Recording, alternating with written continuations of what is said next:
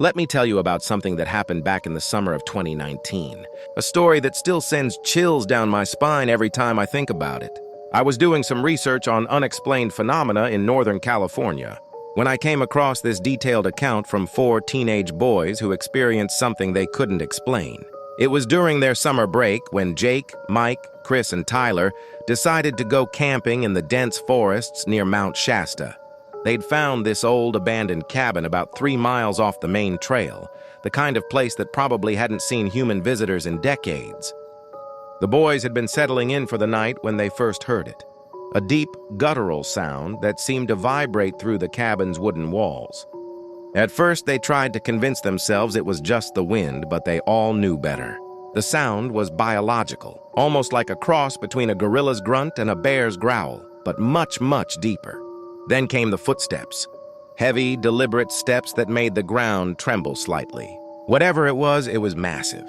Chris, who was closest to the window, swears he saw a shadow pass by, something that had to be at least 9 feet tall. But here's where it gets really interesting.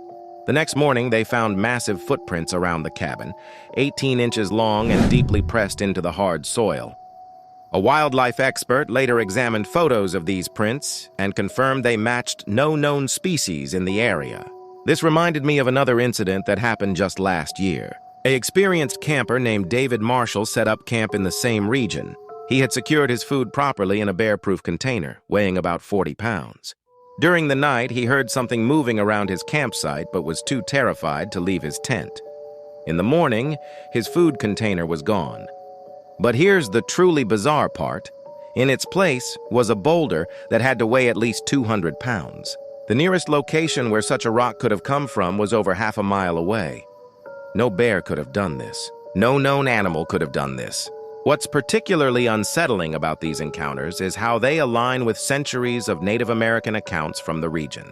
The local tribes have long spoken of a massive, intelligent creature that dwells in these forests. They describe it as a guardian of the wilderness, powerful enough to lift trees, but clever enough to remain hidden from those who seek it.